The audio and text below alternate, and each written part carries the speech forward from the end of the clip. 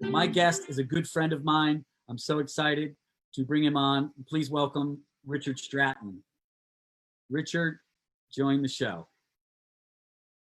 There he is. How are you? Good, man. How are you? We are live. Welcome to the show. Thank you. Let me just say, you're looking good. I like your setup, your sequestered setup. Looking good. Hey, listen, it's not so different from being in jail, I can tell you. But I am much happier with my cellmates. I have much nicer cellmates this time around. Yeah, and tell us who your cellmates are. Who are your cellmates? Well, my cellmates are my son Ivan and my wife Antoinette. Nice. And they make much better company than cellmates I've had in the past. Gotcha. So today's 420. That's why I wanted you on the show. Did you do anything special to celebrate, to mark the occasion? You know, for me, every day is 420. So it's like, what's the big deal? You know, I mean, now it's a different reality from back in the day when it was an illegal substance and we were criminals and outlaws and what have you. Now it's like everybody's getting high all over the place. It's as it should be, really, and they should let all the guys who are in prison for it out. Yeah, I agree. I think nonviolent offenders out immediately. Violent offenders. Let's look at it. Why were they violent? Were they getting harassed? You know, who knows? So let's do a couple quick shout outs to the chat room. James Turco Ono's here. Tammy T's here. Tammy T, you met. She's part of the VIP crew. Hey, Tammy. How are you? Right on. Andrew Galinsky, my broham, is on. Jack Fuller, Winnie Maria, Rip, Damian Ripon's in the room. Zulima's in the room. Zulima, Jamie Meadis, Diane Lieb, Nani Jawi, Deneen White, who you know from VIP. I know Deneen, of course, yeah.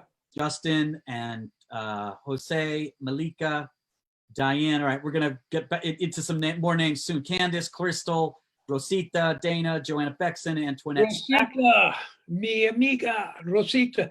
Welcome, everybody, to Galinsky's Crazy Hour here. Right on, man. T-Bird's in the house. Tom Burnett. Welcome, Tom. Amy, welcome. All right, so the way we do this, Richard, is I'm going to pull out some photographs. I'm going to listen to the chat. No one's really asked a question yet. Everybody's just getting in there. Tom Cavallaro just got in there.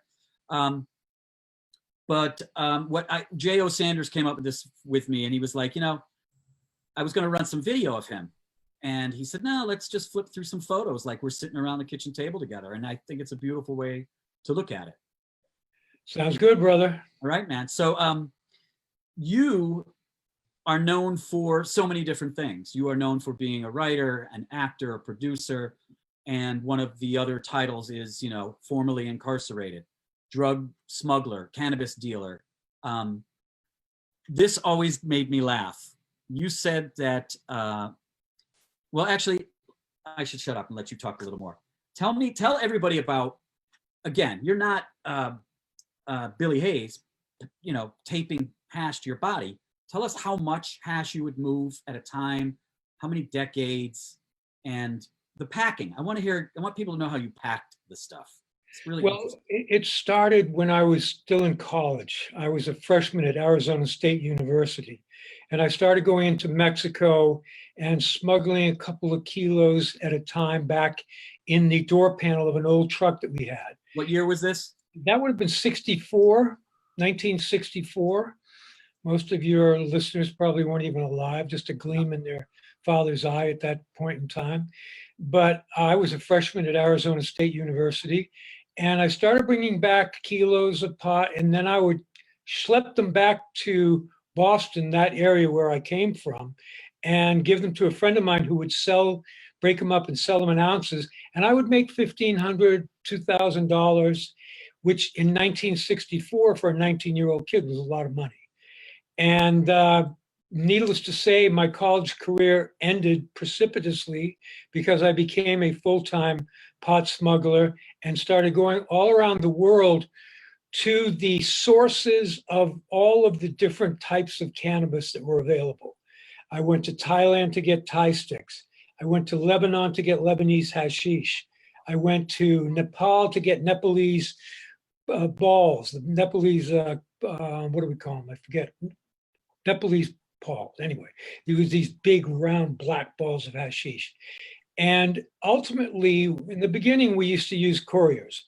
They would come with false bottom suitcases and we'd load the suitcases up and send them back. But gradually, as business got bigger, we began what we called a commercial smuggle. And the idea behind that was that you would find a product in the country that was available in the United States, but which was in need in the United States. And then you would import that product to the United States, but use it as a cover for hashish. We did that a number of times using air freight and then ultimately sending containers full of huge loads of hashish. The one that I write about in Smuggler's Blues, a true story of the Hippie Mafia, we brought in 15,000 pounds, 7.5 tons of hashish from Lebanon, hidden in a load of, I think it was 2.5 million kilos of dates that I bought in Iraq and had shipped overland to Beirut, and then had the hashish put in metal cases that were sealed shut and then put in cardboard boxes and covered with the dates, put into containers with many, many other cartons of actual dates.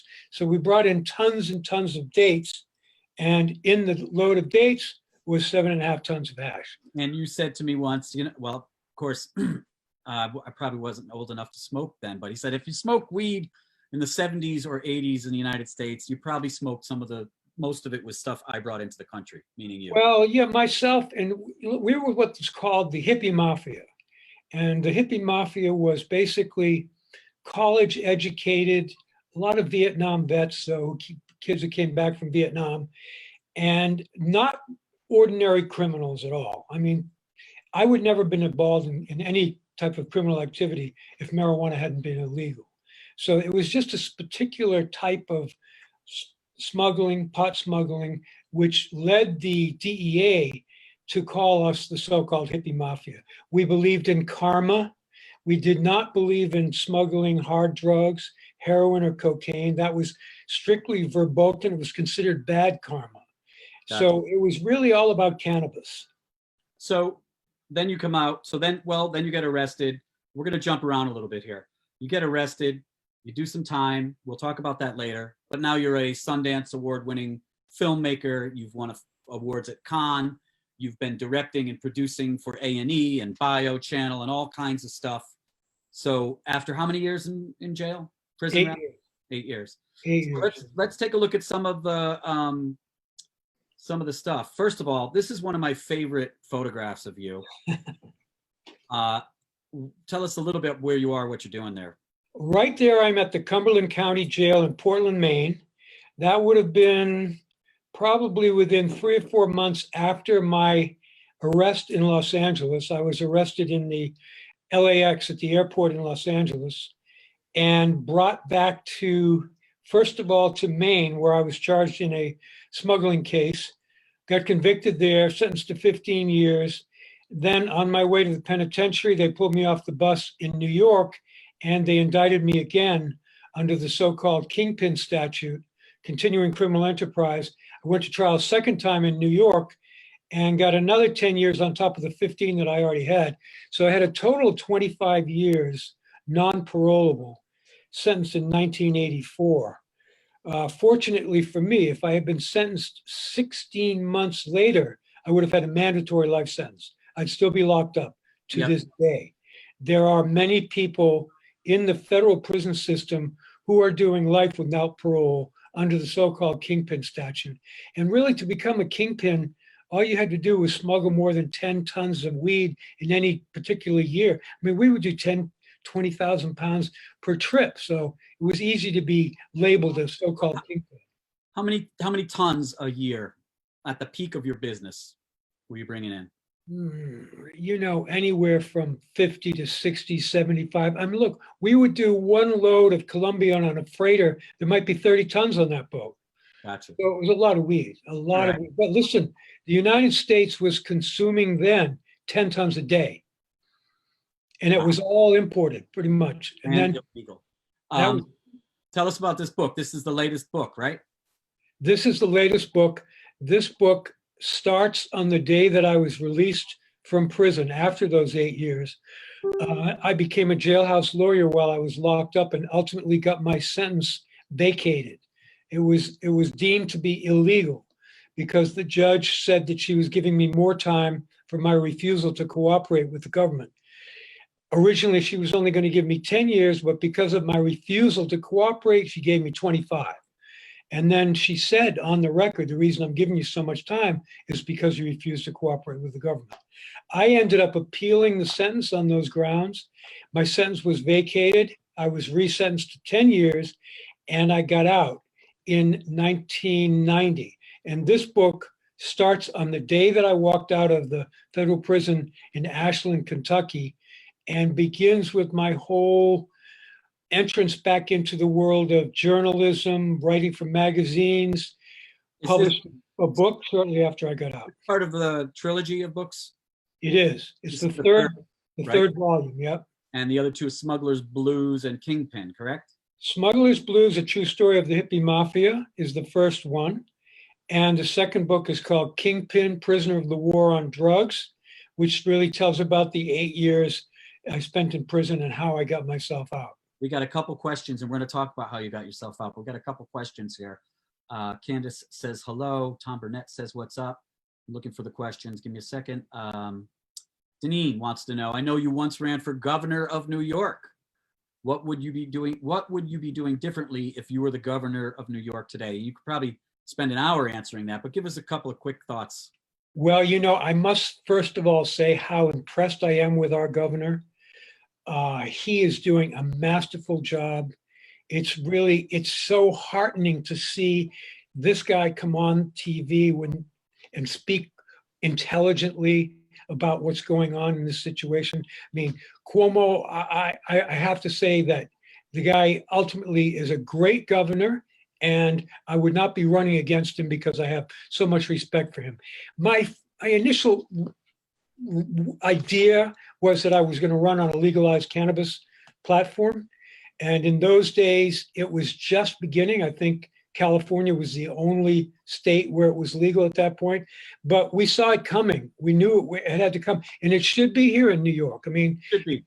It will be soon, actually. It will be soon. Yeah, and it needs to be. It's crazy. Robert Bennick says he knows you from the Wellesley Hills in Massachusetts. Wow. He said Richard was a very lively kid and had a lovely sister. Petar's in the house, brilliant East Village artist. What was your favorite country to work out of? Damien Rippon wants to know when you were traveling around.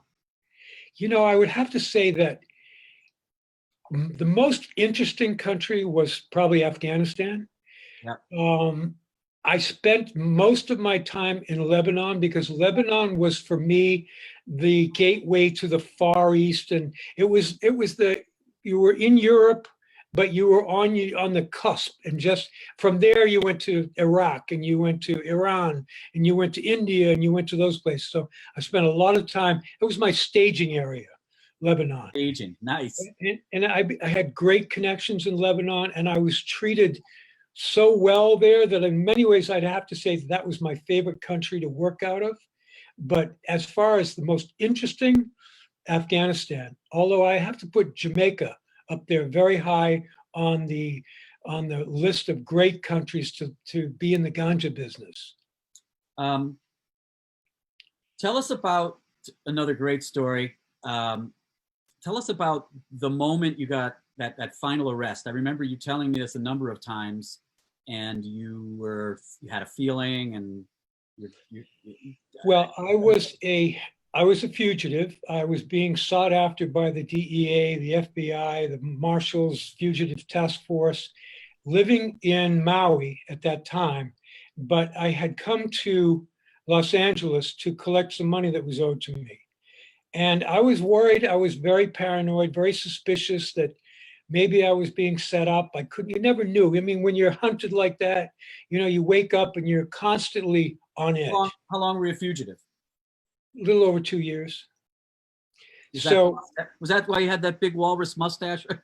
well, I kept changing my appearance. Sure.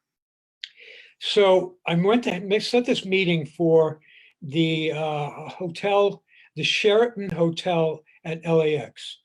And in the lobby there was a mezzanine level where they served tea and coffee and whatnot. And from that mezzanine level, you could see the lobby.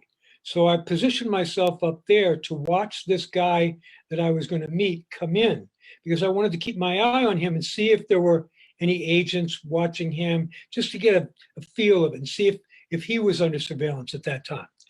So I saw him come in. He's a Lebanese guy.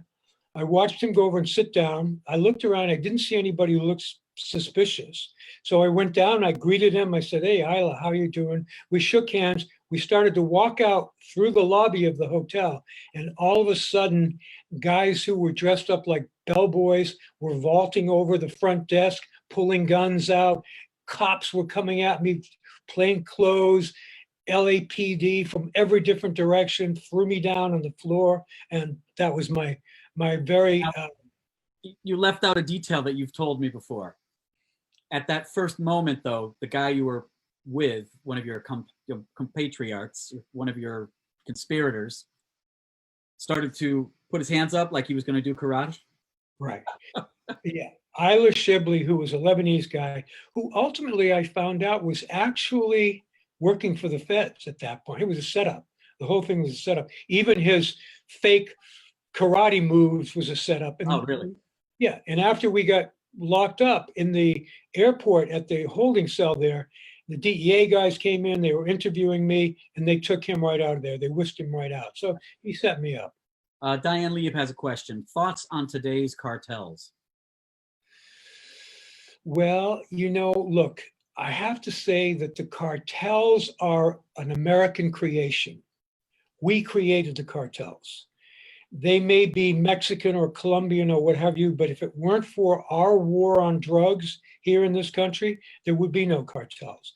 We arm them, we finance them, and we give them a raison d'etre, a reason for being, because of the drug war. If it were not for the drug war, there wouldn't be any cartels. However, having said that, they are some bad hombres, as our president would say. These guys that kill people. It's a different way of looking at life when you get down into Colombia and Mexico and some of those countries. The value that's put on human life is entirely different. There's also a distinction that we need to keep reminding people of, is that you and your partners made it clear you weren't bringing in heroin, you weren't bringing in cocaine, you weren't bringing in pills, you weren't bringing in drugs that are truly harmful, addictive, and that can destroy people's lives. You were bringing in as what you call a harmless plant. And I don't know if I would say it's harmless, because obviously if you're taking hot smoke into your lungs, you're doing some damage to yourself. True. There are, and it's a very mysterious plant. I've seen it have dramatic effects on people, usually for the good. But, sometimes people who have suppressed things, they'll get high and that will all come out, and it can be scary. It can be really scary. And you've been around marijuana a lot. You're looking at marijuana here. Where are you here? I'm in California.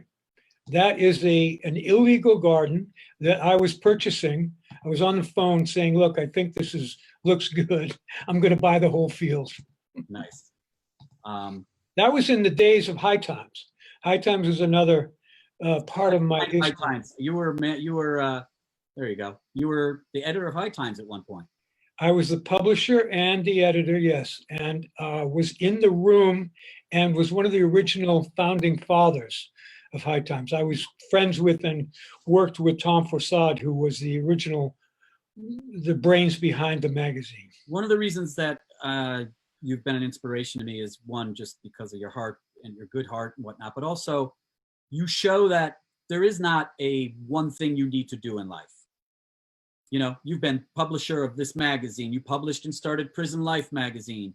You've created movies. You've done prison. We keep teaching our kids when they're young, think of something you want to do and get on that and go. And that's cool. But we have this thing where we tell them that's what you're going to do. and there's no room for the spontaneity or the entrepreneurship, originality, and your life reads like that to me a lot. Well, and I think that's very important, particularly for people who have a creative inclination.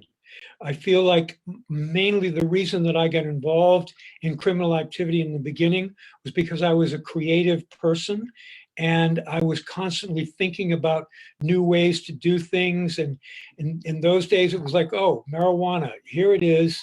Everybody wants it. It's not available here. Why don't we just go get it and bring it in and give it and share it with people? So it was a creative endeavor. And I love that whole idea of traveling around the world. I have a son now who is a chef, but he's also, he's a rapper and he's a writer. And I keep telling him, look, Dash, write. You need to, if you have that creative impulse, you need to follow it. You need to, because if you don't, you're going to be frustrated and you're never going to be happy in your life. Listen up, people. All right. Jane, Turco Ono has a question. Prior to the arrest, any dangerous incidents where you feared for your safety? Well, every day. I mean, you wake up in the morning, especially when you're living as a fugitive, and your first thought is this the day that I'm going to get arrested? Is this the day that they're going to figure out where I am? But I was arrested in Mexico. I was arrested in Lebanon, and in very dangerous situations. So, it's a life that's just fraught with danger. The smuggler's life in those days was very dangerous. I can remember times coming back in airplanes full of pot and running into bad weather and thinking, we're not going to get through this. We're going to crash. We're going to die. So, and one of my dear friends, a pilot who I was close to, in fact, he was my brother-in-law, he died in a plane crash full of a load of pot.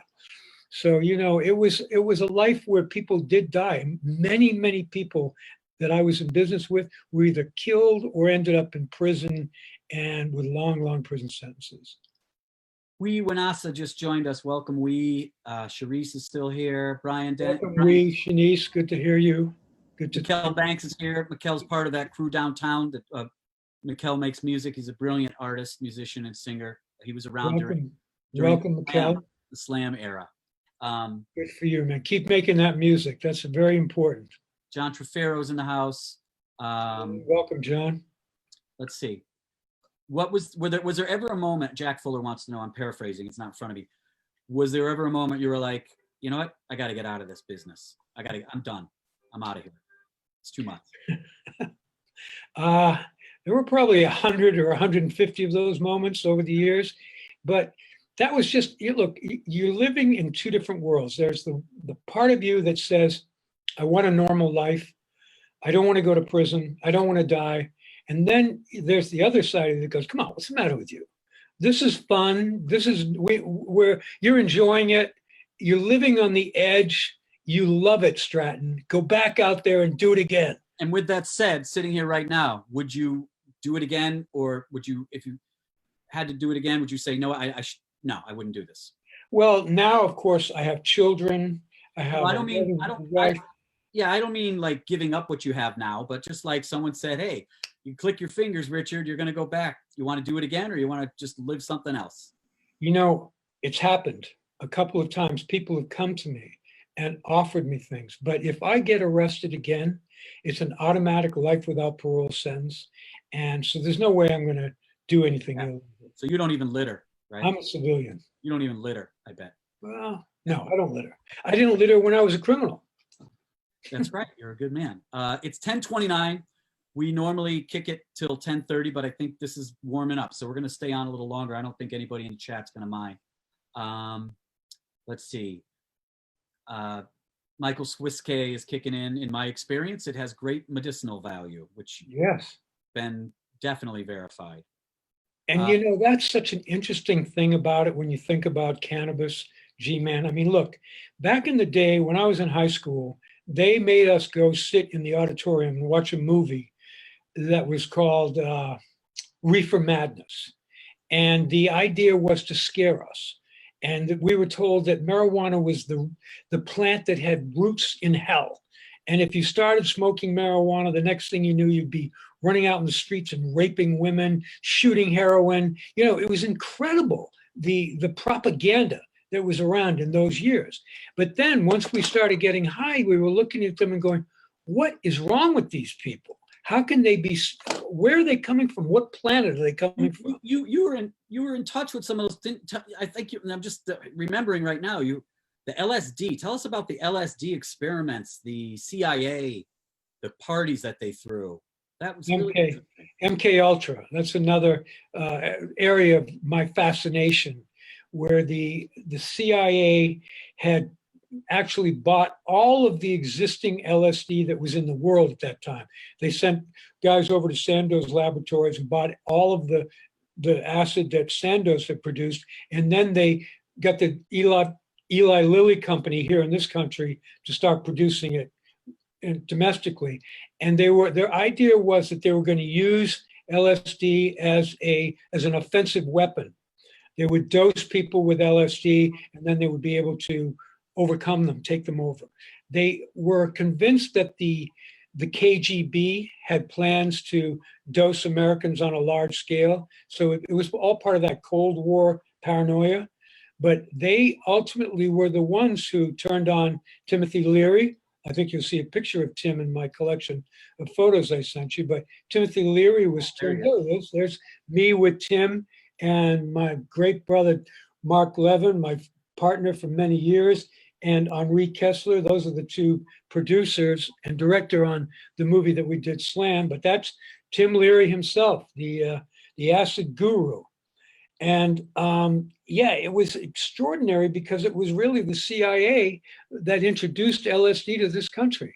If it hadn't been for them, the whole acid revolution and all of the cultural changes that took place never would have been if it hadn't been for the CIA. Well, that sounds very similar to what is going on right now.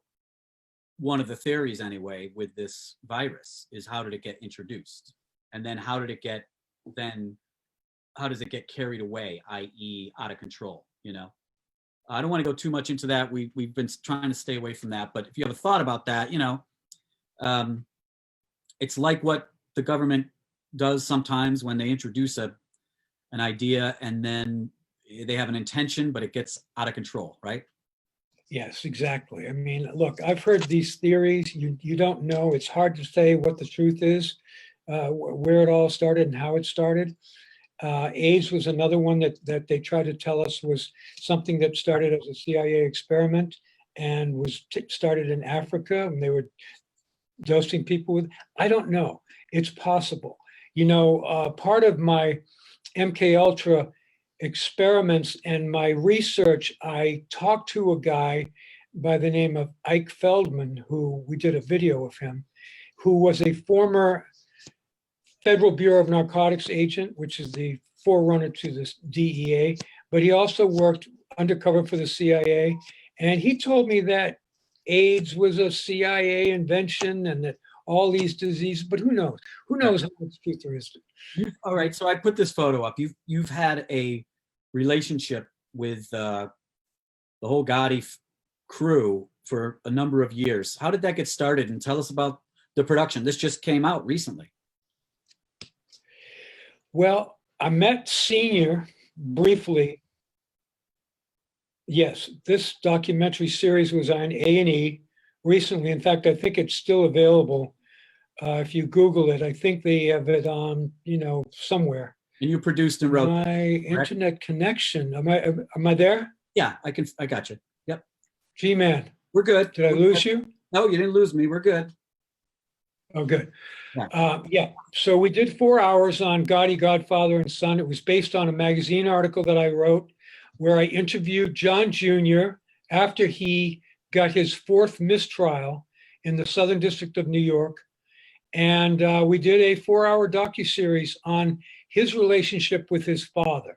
It's really a study of fathers and sons, which is a subject that fascinates me as a son and father. Let's go to the chat for a second. I mean, there's 40 comments that I haven't even looked at yet, so I don't even know if I'm going to get to everybody. Stu Cutler just joined us. Check him out when we go back. Stu's a great guitar player and plays over at Arthur's in the West Village. Great. Dylan Mooney's in the room. Nancy Lynch Hutchings, my cousin's in the house. Welcome all of you Galinsky followers. Man, Turco, other than writing movies, do you have other artistic outlets, i.e. painting, sculpture, photography?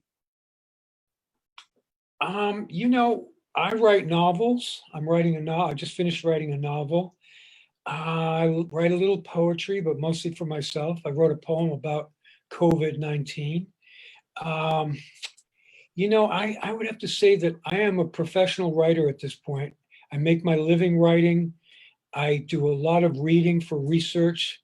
So I really don't have time for any other artistic endeavors. That's it. Let's take a look at another book in a second once we go. Oh, my wife said to tell you that photography is more or less of a hobby of mine. I love to shoot photographs. And your wife and gaffer. I got it. Yeah. Damien Rippon has a question. We're going to go with shorter answers now because we're running over, and that's okay. But let's. There's just too many questions. Were you ever tempted to import harder drugs for the big paydays? You know, I was forced to, and then had to a major confrontation with the Lebanese when they tried to put 10 kilos of heroin into a load of cannabis that I brought back. No way, I wouldn't do it. I had wanted nothing to do with heroin or cocaine because I saw the damage that those drugs were doing to people. So no, I was never tempted. It was never really about the money. It was always about the product. I love marijuana. I love cannabis. I love hashish. I always felt that ultimately it would be legal. We felt it should have been legal a long time ago. So it was a cultural thing. It was something that I believed in. And I didn't do it for the money or for the criminality of it. Lane's in the house, Paul's in the house, Jim's in the house. Welcome, guys. Welcome, everybody. Here's a fun question from Deneen. Who's your favorite old school gangster? Favorite old school gangster? I would have to say Charles Lucky Luciano. I mean, the father of organized crime. Really a brilliant man. But, you know, I spent a lot of time with a guy named Joe Stassi and wrote a lot about that guy. And Joe knew them all. Joe grew up with them. He grew up in the Lower East Side. Bugsy Siegel, another great character. I mean, those old-time mafiosos were fascinating guys, you know. But I got to say, I love Senior. John Gotti Senior was a great character himself, man. That guy lit up a room. When he walked into the room, all eyes were on that guy, and he had a great sense of humor. Rosita Rosa is talking about, I need the mafia running. So you've been answering that. That question. Tom Cavallaro's just wrote in, oh my God, he said MK Ultra. So he's got something. He also asked about NORML. Do you know about NORML? NORML? Yeah. Sure. National Organization for the Reform of Marijuana Laws. Okay. Probably the oldest organization that was involved in decriminalizing and ultimately working to legalize marijuana. Sure. Let's look at some of the books that you've written so people know they can go out and get these if they'd like to. I'm going to whiz through a bunch of pictures. Why don't we do like speed dial here? Smuggler's Blues. What part of your journey is that? That's the beginning. That's the story of my life as an outlaw. A true story of the Hippie Mafia says it all. That was from the days of my early smuggles from Mexico all the way up through that big 15,000-pound load of hashish from Lebanon is the kind of the climax of that book. All right. We saw this picture. Here's another one. Kingpin is the 8-year sojourn in the federal prison system. It begins with my arrest in Los Angeles and ends with my becoming a jailhouse lawyer, getting my sentence vacated, resentenced to 10 years, getting out after 8. But it's really a book that takes you inside the Federal Bureau of Prisons, teaches you about how they move you around under what they call diesel therapy, and just is an immersive prison experience, that book. Tom Cavallaro wants to know if Glenn Frey's song Smuggler's Blues is about you. No, it's not about me. It's about people like me. Got you. And one of my partners, I don't know if you guys know of a song called, I'll think of it, but it's about my buddy up there in Canada.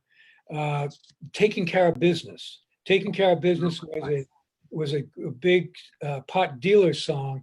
And there's another song that Wyclef Jean sings, has something about Take Me in November. I think do you know the song? The song No. See You in November. Tell us about this. Tell us about you. This book, Altered States of America. Altered States of America is a collection of my journalism, and it spans a lot of the articles that we've been talking about, the subjects we've been talking about, MK Ultra, and various other stories that I've written are in that book. It's a great collection of my journalism. And this is a shot probably from opening night. That is a shot from opening night. Yep. Federico. That's Federico Castelluccio Nice. from The Sopranos. Jamie McGinnis is in the house, and Cindy Hernandez says, I love his gangster voice. You have a gangster voice. All right, so this was a movie you made that a mutual friend of ours is now suffering over. A good friend of Richard and I, Stephen Donziger, a lawyer representing the Ecuadorian tribe against Chevron Texaco, or Chevron Toxico, if you will. And so you went down there and you shot and made the documentary, and this is it. So tell us a little about that experience. Well, in fact, it was you who brought Stephen Donziger into my office. Yeah. And introduced me to Stephen. And as I sat there and listened to Stephen talk about what he was doing, going down to Ecuador, representing the indigenous people who lived in the rainforest, in this pristine area of the Ecuadorian rainforest, and how their lives were being changed by this contamination that was caused by Texaco, then bought by Chevron.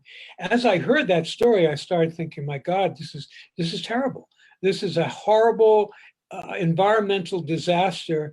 And I decided at that point, shortly after you introduced me to Stephen, once I got to know Stephen, I said, I want to go down there and see it with my own eyes. I brought my oldest son, Max, down there with me. We shot a bunch of video, and I determined at that point to make this documentary, which took a while, but ultimately we got it made. And it went around the world, won a lot of awards. It's a great film, actually. And our buddy Stephen Donziger has been in training for quarantine now. An evil judge in New York named Judge Kaplan has him under house arrest. So he's got a head start. By the way, Stephen's going to be on the show at some point. For those of you watching, you now have lots of books to read. You have lots of movies to watch, Richard Stratton centric. We will have Donziger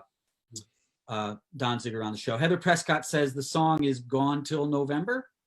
Yes, Gone Till November. Great song. Smuggling song. Wonderful song. I love that song. Street Time is a show that you had on Showtime. Tell us briefly about this.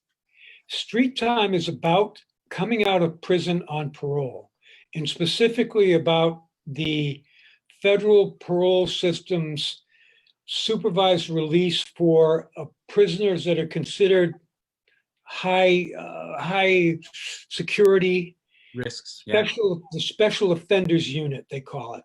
And while I was on parole for 2 years after I got out of prison, and I used to go to report to my parole officer, and I'd be sitting in the waiting room out there surrounded by a bunch of other parolees, male and female. And we'd all be talking, hey, how you doing, man? I haven't seen you for years, and it's like old home week in the parole office. But then when the parole officer showed up, Scott Cohen, yes. When the parole officer came out, we had to pretend like we weren't even talking to each other.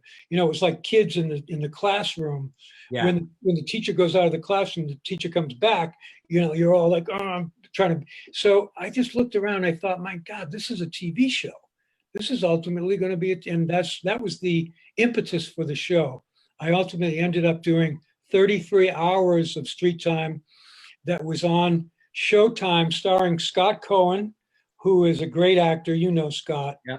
Wonderful guy, still working a lot these days. Rob Morrow also, who played one of the leads, and a wonderful actress by the name of Erica Alexander, who I recently was in a short film with. Fun fact, you and I were I was doing some research for you on this with a federal parole officer in Brooklyn, Larry Goldman. Larry Goldman. And I got to do a bunch of drive-bys because I was in the pilot for this. And I got to do a bunch of drive-bys, parole visits. And it was not pretty. It wasn't fun. It wasn't fun at all. But I could see how an evil-minded person would love it. Coming in and like Larry had a good heart, but he would walk in if there was a 6-pack of beer and there's not supposed to be liquor. Hey, what's going on? There's, these things that he'd go through the underwear drawer and look to see what was in there. Jack Fuller says, wow, you're a living example that we have to redefine crime. And so many things nowadays. You have a soft heart, the antithesis of history from what we've come to know. Thank you for you. Well, thank you. Very kind. And Jack's got a great heart too. And somebody else had a question. It's way up in the chat. I can't see who it is, but they asked, did you feel like prison allowed you for rehabilitation? And I have a strange thought about that question. It's like, it wasn't like you were a corrupted, like what kind of rehabilitation does a college educated guy get? Do you know what I'm saying? In prison. Well, look, I have to say that prison saved my life. I had a very self-destructive streak. And I think that my fascination with criminal behavior was to always push it to the edge. I could have died a number of times in, as I said, plane crashes or being caught by the banditos in Mexico, whatever it was. So there was that urge that came from my childhood.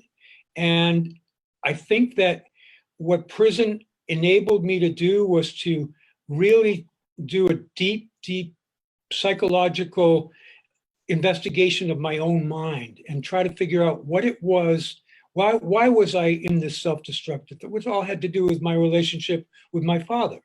But it also gave me the time to focus on my spiritual, psychological, physical, mental health, and to be really working my creative energies as well. Because I wrote one novel while I was locked up. I wrote a play while I was locked up, and I was writing all the time. So it saved my life in many ways. It really did. We're going to wrap up soon. We're going to wrap up. Not to say that I think it's a good thing, because I don't. Gotcha. We're going to wrap up soon. So I want to jump to something that you're doing right now. Tell us about this photo.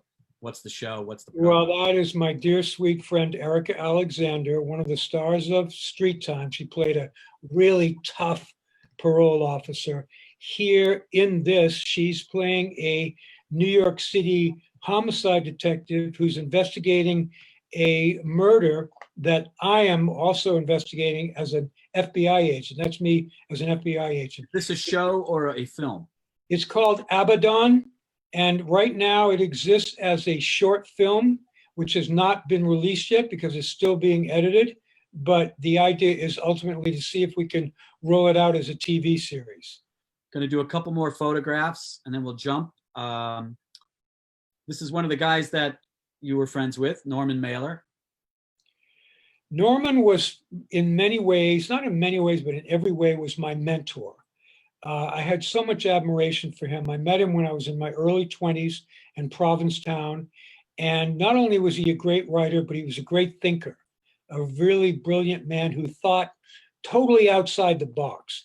I wish that he were alive today just to give me his thoughts about our president, because I'm sure he would have some fascinating things to say about this guy who is now supposedly running this country. That's my inmate account card. That's me when I was in prison, shortly after I got locked up. This is your pass, go and collect $300 card? Yeah, but collect nothing, collect more time. Another shot of you, Norman. Yeah, that's when I did an interview about pot, Mailer and pot. Mailer was one of the first really respectable writers to ever write about his own use of marijuana.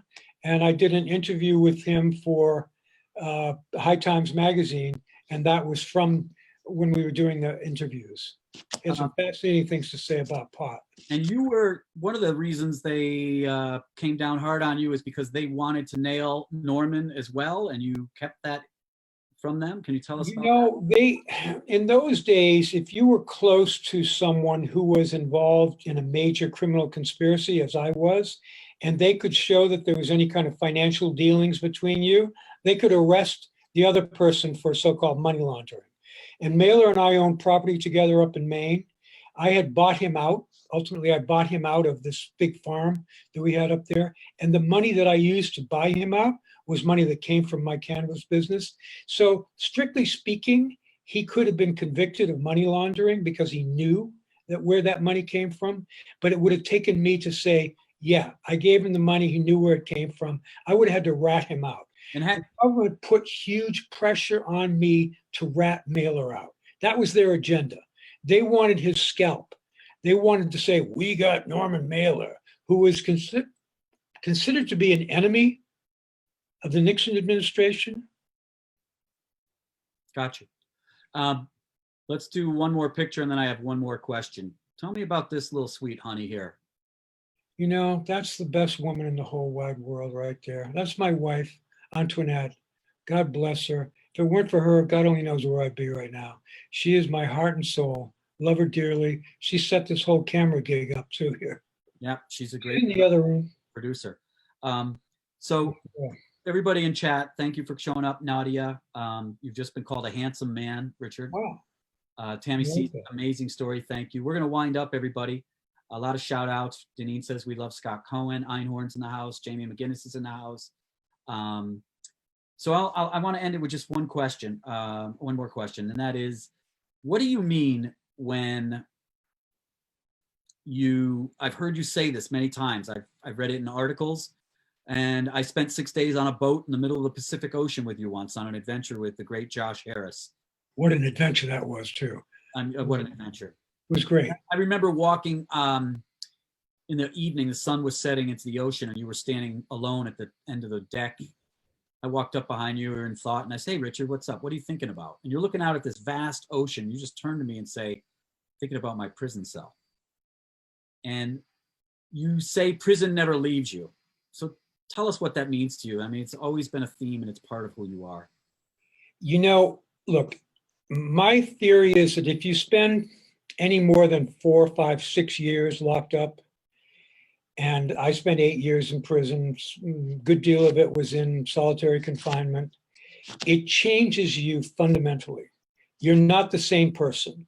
You don't view the world the same way. Some of those things are good, some of them are not so good. I think I have a tendency to be very protective of my space, because that's something that comes from prison. If you don't want people getting too close to you, even though you're surrounded by people all the time. But I'll give you a recent example. We were out on Governor's Island at a soccer tournament, and my son was playing in a soccer tournament out there. I was riding shotgun. My wife was driving, and she may have cut this guy on a bicycle off or something. I don't know, but we stopped, and the guy came up and started pounding on the window of the car. I was on my way out that door in a split second, ready to do serious harm to the guy. And my son and everybody, no, don't, Dad, don't. But that's just the kind of reaction that you have, because if someone invades your personal space and someone threatens you as an ex-con, if you spend a lot of years in prison, your immediate reaction is to the whole fight or flight. It's not fight or flight, it's fight or fight. You know, you have to stand up and you have to defend yourself. So that's part of it. But the other part of it is that the alienation, the isolation, the sense of being alienated from the larger society is something that stays with you. You have to work on it. It's almost like a sore that doesn't want to heal. And you have to really kind of be aware of it and constantly think in terms of, this is not prison. This is the free world. I don't want to go back into that world. I want to stay out here. And you have to keep that in your mind at all times. And, you know, I think it's very hard for guys who are just coming out. You come out and you're full of this kind of euphoria. You think, oh, God, I'm free. But you're not, because the prison in your head is still there. And you have to get out and then get yourself free. I'm very fortunate. When I go in to Rikers, I get to come right out. And though the days that I spend there, when I get out, I don't have the same thing you're talking about, but there is something I'm super aware in there. You know, we've been trained to have eyes in the back of our heads, to trust nothing. I get out and I'm walking through the city back to my house, and my radar is way up still. Takes a while. Exactly. That's exactly it. And after 8 years of that, it Yeah. takes a long time. People come on to you and you're immediately in the mode of ready to go. You know, so it takes a while. Man, thanks for spending time with us. We went over and it was worth every minute of it. Patricia Whitcast says thanks. She's in the house. Cindy says you're a blessing and awesome. Turco Ono, intense. Tomorrow night, it's Keith Shockley of Public Enemy, half of the Bomb Squad. He and his brother did all the beats of all of their stuff, the samples for their first 3 albums. And then Wednesday, I think you might even know Wednesday, Benga. You know Benga Akanagbe? No. You might have seen him in some, you've probably seen him in some things, but No. he's on Wednesday. Alan Zweibel was going to be on Wednesday, everybody, but family issue has kept him from it. We're going to reschedule with Alan. So this week, tomorrow, Keith Shockley, Public Enemy. Tomorrow, Keith. The next day, Wednesday, will be Benga, and then Thursday, Chad Morgan, great actress from Hollywood, voiceover artist. Richard Stratton.